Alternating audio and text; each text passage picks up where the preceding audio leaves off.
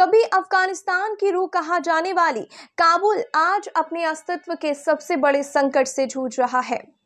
हिंदू कुश को पहाड़ियों के बीच बसे इस ऐतिहासिक शहर की पहचान सिर्फ अफगानिस्तान की राजधानी के तौर पर नहीं, बल्कि एक सांस्कृतिक और आर्थिक केंद्र के रूप में भी जाना जाता है। लेकिन अब यही काबुल दुनिया का पहला ऐसा बड़ा शहर बनने का कारगर पर है, जहां 2030 तक पानी पूरी तरह खत्म हो सकता है।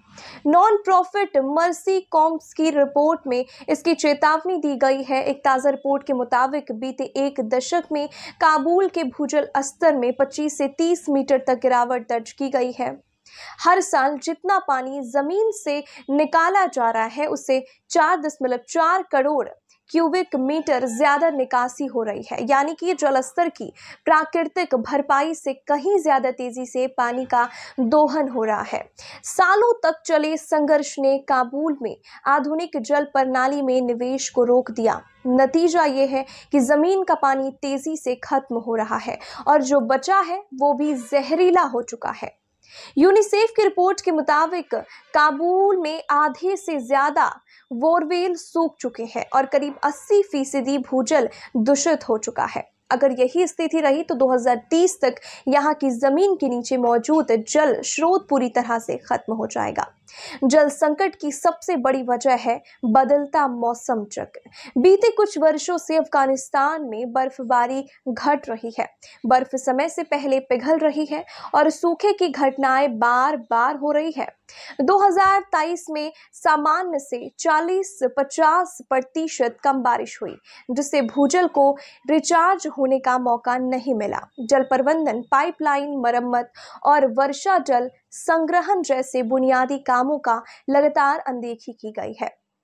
सरकार की नाकामी ने जल संकट को और गहरा दिया है। $170 मिलियन की लागत वाला पंजशीर नदी में पानी लाने वाले प्रोजेक्ट वर्षों से सिर्फ कागजों में अटका पड़ा है। 2001 में काबुल की आबादी जहां 10 लाख थी, तो वहीं अब ये 60 लाख के पार पहुंच चुकी है। युद्ध, आंतरिक विस्थापन और स्थिर शासन व्यवस्था के चलते लाखों लोग काबुल में बस गए हैं। नतीजा ये है कि सीमित जल संसाधनों पर भारी बोझ पड़ गया।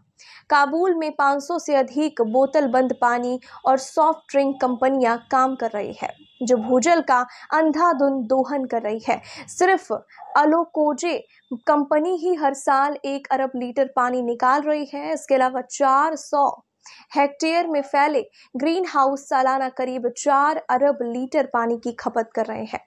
अगर अंतर्राष्ट्रीय समुदाय और अफगान सरकार ने जल्द कोई ठोस कदम नहीं उठाया तो हालात और बिगड़ेंगे। अनुमान है कि काबुल से लगभग 30 लाख लोग विस्थापित हो सकते हैं। ये संकट सिर्फ राजधानी तक सीमित नहीं रहेगा, बल्कि देश के अन्य हिस्सों में भी फैल सकता है। खास तौर पर उत्तरी, उत्तर पश्चिमी और उत्तर पूर्वी प्रांतों में सूखा तेजी से फैल रहा है। यहाँ फसलें बर्बाद हो रही है और पशुधन मर रहे हैं। खाद्य और कृषि संगठन FAO के मुताबिक खेती और पशुपालन पर निर्भर लाखों लोगों की रोजी रोटी खतरे में है। पंजशीर नदी से काबुल तक पानी लाने की योजना एक उम्मीद की किरण जरूर है। इसका डिजाइन 2024 के अंत तक तैयार हो चुका है और सरकार इसके लिए विशेषज्ञों की तलाश में है। अगर इसे समय पर मंजूरी और फंडिंग मिल गई तो करीब 20 लाख लोगों को साफ पानी मिल सकेगा।